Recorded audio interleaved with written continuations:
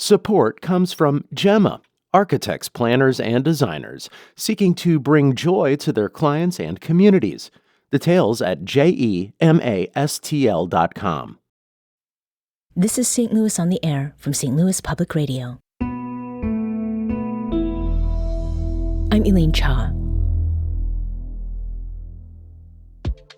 For many people, fall and winter holiday season is truly the most wonderful time of year. It can certainly be that, and it can be a period of long travel, financial hardship, and a lot of time spent with family. This Saturday Night Live skit from 2018 captures some of that.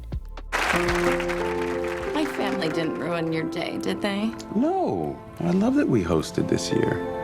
Mary, traffic was awful. 3 hours. Whoa, you can't wait. You sure? Honestly, babe, they made my day. Hey, Rach, is Cameron sick? I can't believe your cousin made the drive. I know. God, it was so nice to see him. Yeah. Why do I have to take it off? It's my dinner table in front of my kids. No, you can you're take it off. racist against whites. You're racist against whites. She is. And how about you, the hostess with the most, is taking care of everybody? How do you do it? I guess I was just full of Christmas cheer. I don't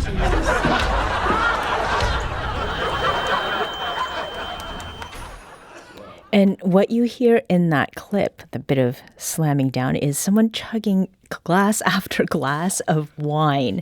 Now, we heard from many people who shared that they need to sedate themselves to make it through a holiday, including Mike, who recommends edibles.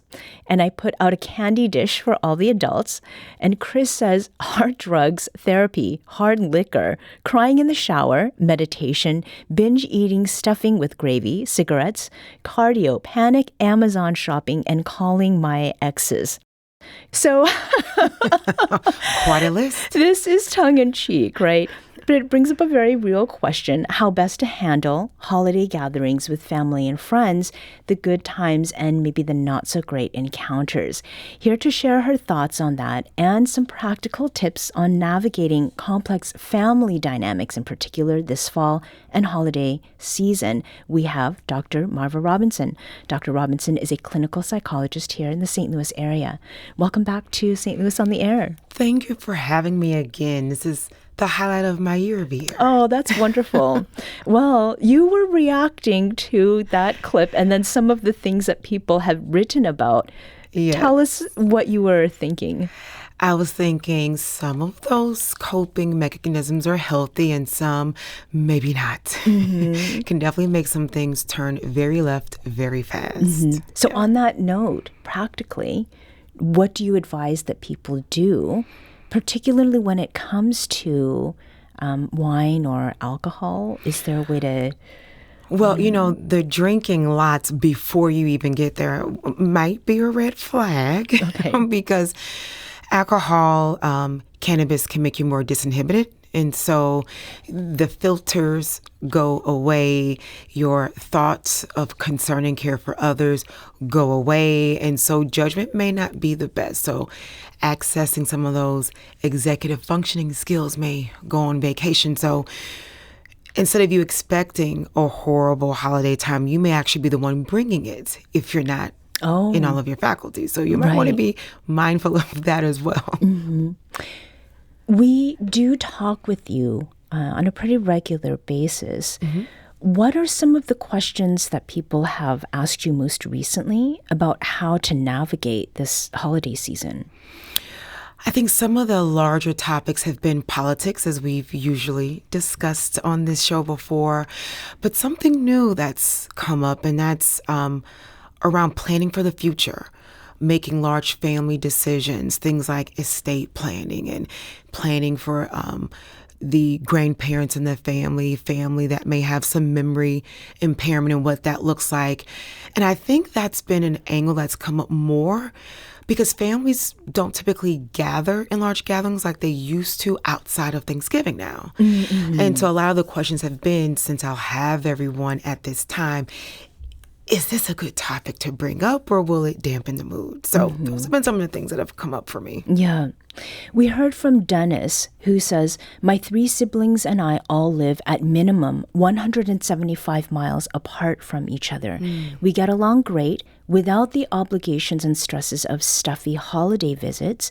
We call and text each other regularly.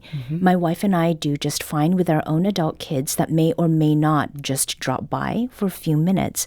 Holiday stress is largely self-imposed and ultimately avoidable. So we'd like to invite you to the conversation as well. Is there something causing you stress at the moment?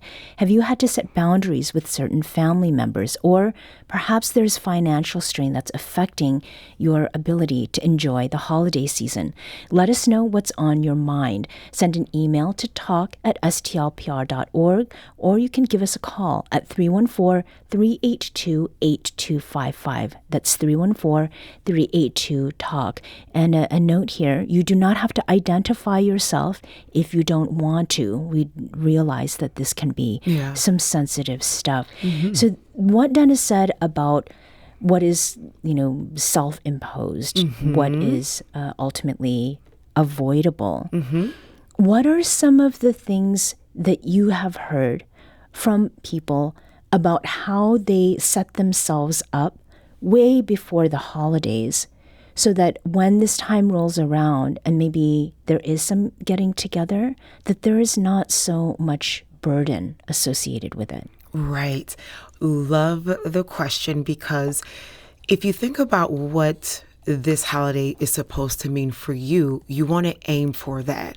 So if it's about the joy of reconnecting, if it's about having great food with those that you love, then you want to keep that at the forefront. So maybe not making yourself solely responsible for cooking 30 dishes so that by the time people arrive, you're exhausted.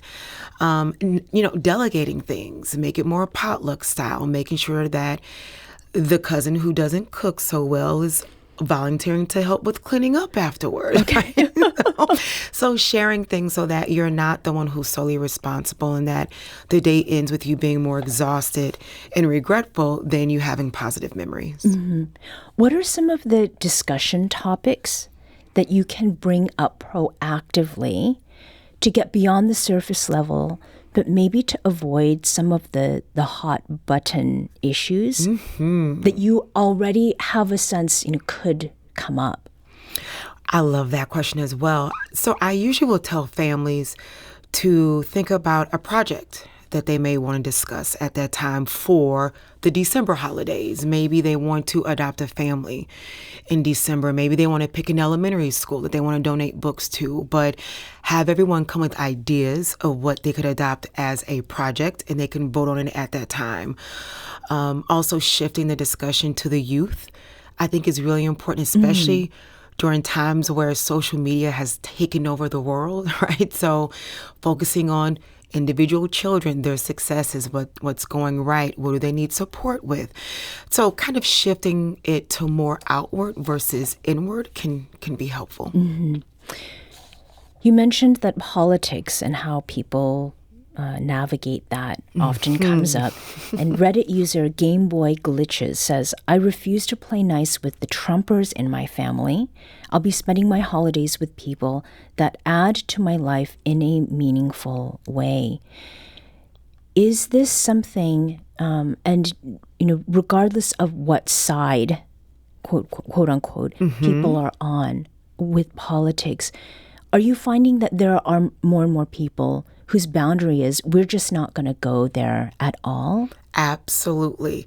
And so my advice there is weigh the pros and the cons, right? Write it out like a balancing scale. And if for you, the pros to doing something different outweigh everything else, right? It's better for me to not go, then I would say go with that, because what you don't want to do is force yourself into a situation and then walk away from it saying, I knew I shouldn't have gone, right? And it's okay to protect your peace, right? You can tell yourself, I have the right to feel good in the environment I'm in. I have a right to feel respected. I have a right to feel listened to. And if you know without a shadow of a doubt that that will not occur, then making alternative plans is okay for you. However, I do caution, if you make assumptions about what will happen, then you will walk into that environment through that mental filter. And so you'll look for those things that are called confirmatory bias, right? You'll look for things that'll say, see, I knew it, right? So you want to take some deep breaths, think about the things that you're looking forward to, and see if you can find those positive spots and not walk into it with a negative view. Yeah. I do remember, I don't know if it was last year or the year before, that you had recommended that people write a note to themselves that they keep in a pocket. Yes. So maybe a wardrobe choice for either, Thanksgiving or other holidays. Yes, I call it my fortune cookies. Yeah, like the little positive message inside of a cookie. Put it in your wallet, your purse. Now everyone wears smart watches. You can even pull it up on that. Just something that just recenters and balances you. Absolutely. Keeping the peace, there is obviously some benefit to that. But is there an argument also to be made, or a case to be made, for continuing to break literal bread with people who have different views from you, in the family context in particular? There can be. There is a case to be made on both sides. And again, for me, it's about weighing the pros and the cons. So for me, there can be a situation where there's someone in the family who may have been diagnosed with a terminal illness, or someone who's more advanced, or someone whose memory may be slipping. And so for you, it's about having that memory that you can cherish and not taking their comments to heart, right? And so if you feel that you can do that and the memories are more important to you than an occasional comment that may be offensive, then that person may say, okay, I'm going to go because I want to keep my central focus on creating great memories with this loved one. However, there's also the other case where if for you the experience can feel traumatic in any way and you do not want to create that new memory, then drawing that boundary for your peace is also okay. Yeah. Yeah. On the note of tips, practical tips, we heard from a Reddit user, Wow You Got It, who says, I put time limits on my visit with family. 2.5 hours is enough for lunch and dessert. If you have some tips that have worked for you that may be beneficial to others, there's still time to join our conversation. Give us a call at 314-516-6397. Maybe leave us a voicemail there. That's 314-516-NEWS. Or you can join the conversation here by calling 314-382-8255. That's 314-382-TALK. How, Dr. Robinson, do you handle a conversation where someone is asking too many personal questions? And I will sort of refer back to what we heard in that audio clip where the parents-in-law show up and they say, oh, you gained weight. So, yeah, personal questions. How do you deal with that? So there's two different tactics I'd use, and it depends on the person. I always think that I statements are phenomenal. It's a way of being assertive in your conversation. I feel blank when, X words are used or X questions are made. And I would prefer if blank, right? So the I feel is the first part of it because you're owning how you feel. And no one can debate with you about how you feel in your body, right? I feel put in a hot seat when you ask me questions about my weight, and I prefer if you're not asked those questions, right? That can be respected. Another way of addressing it, another tactic I use is to shift it from me feeling in the hot seat to wondering what's going on with that person. So then I ask a question of curiosity of, well, what's wrong? You seem to be in not so pleasant of a mood. How has your week been? How was the holiday for you? So now it's more about me investigating what is that person going through that would make them ask questions that makes other people miserable, right? And so now the fact-finding becomes curiosity about what's going on with them and less about me. So I don't personalize it. Yeah. How much homework should folks do about what is happening with other family members before they get together? Well, everyone always has so much going on. So if you have the family member that knows a little bit about everything and everyone, right? You can check in with that person in advance. Or if you don't have the time to do that, if things come up like a snide comment, like the example you gave, that may be the time to check in with them. So how have you been? How are things going for you? And sometimes you may find that there are some things going on with them, and sometimes hurt people. And so their comment isn't about a slight against you, but more about the position that they're in personally. Mm-hmm.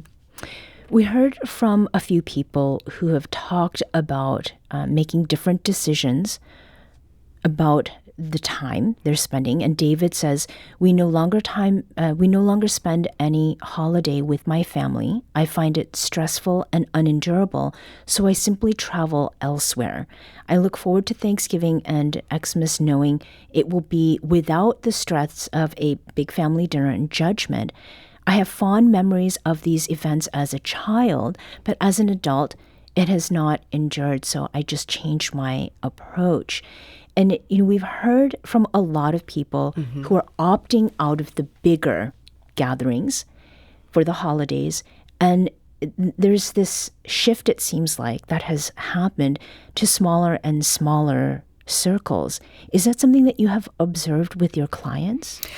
I have observed that. I've observed, just like the Reddit comment you made earlier, which I absolutely love, putting a time limit on it, right? So you may still have the same number of people at the end of the day that may have visited it, but it was in shifts, right? So if Uncle so-and-so is coming in the morning for breakfast, I'll catch dinner on the tail end, right? So I can still see my favorite aunt or my favorite cousins. Just being mindful of the times that we go. I think people are taking ownership of their right to have peace and what that protection of peace looks like. When you're a child, you do what you're told. But as you evolve and you grow and you learn more, and as things have become more divisive, where people are digging their heels in a bit more, it's a bit more clear about what you are willing and not willing to tolerate. Mm-hmm. We also heard from B, who's made the decision to stop going to family gatherings. They say, I don't have much joy this time of year, and this year I'm doing it sober. I'm just going to survive it.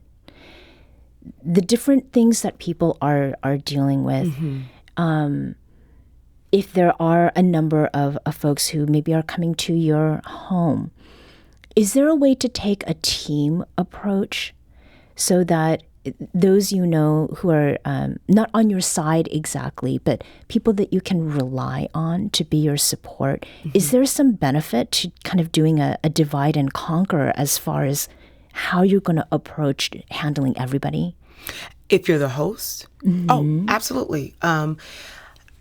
Most people who host are pretty keen into dynamics. So I think laying the groundwork in advance about the things that will and will not be discussed. And we've talked a couple years ago about having ground rules, and that's okay too. We will not do this. We will be more open and welcoming. As the host, you have that right. And I think as a host also tapping into those who may be isolated, a bit more quiet. You find someone who tries to speak, but they're being interrupted, right? That's a good cue that you may want to the side, check in with that person and check the temperature. And as the host, do some navigating to make the environment a bit more palatable for everyone that's present. But so that's some work that can be done for sure. And you had said last year to stay away from keeping things like news on the TVs. Yes, this year too. Yeah, that's a definite yes again. And that's in general when I talk to people, especially those who have difficulty with sleeping, watching the news too close to bedtime or too close to something that's important can just veer the conversation in a way that may not be pleasant. The news isn't always filled with happy, warm, and fuzzies. It's often, homicide or suicide rates or, and so just keep that off and the latest politic headline, which is always a conversation starter. So putting on a good old screensaver that's like a fireplace in the background or a music or something else may be a better choice. Yes, a log crackling is better than I love the log crackling. And something I would really like to address, because, Thanksgiving is 2 days away. Yeah. And then we're looking ahead at the winter holidays. And there are plenty of people locally and all over who are struggling to put food on the table. What about asking guests to bring something to donate to a food bank, so that maybe, as you said, that there are some family members who are not so great in the kitchen? Like, is that a way they to can organize it? Yes, right, absolutely. Right. That ties into the suggestion of a family project, and that could definitely be one. Everyone bring this item or an unopened toy or toiletries, thinking about even locally, we still have victims from the tornado that have still been misplaced or displaced, still homeless, still trying to put things together. And so right here in our own city, a family can coordinate a project where they can do something that's a give back. So absolutely, I love that idea. And it puts the focus on giving back, which can be meaningful and purposeful versus, again, the inward looking of, me or I. So I love that idea. Why do you come back here year after year, Dr. Robinson? Because I love this conversation, and it comes up all the time. And it's always great to hear the comments that come in, to kind of see where people are in terms of their holiday plans. Yeah. Dr. Marva Robinson is a clinical psychologist. Thank you for joining us today again, and happy fall and winter holidays. Thank you. Same to you.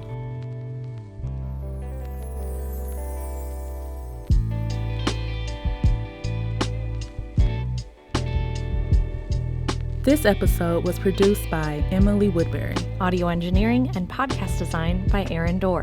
Our executive producer is Alex Hoyer. St. Louis on the Air is a production of St. Louis Public Radio. Understanding starts here. Do you find yourself regularly listening to episodes of St. Louis on the Air? Suggest us to a friend you think might enjoy our conversations. And leave us a review and rating on Apple Podcasts on the App Store. It's the simplest way to help people discover our show. Thanks. St. Louis Public Radio is a member-supported service of the University of Missouri St. Louis.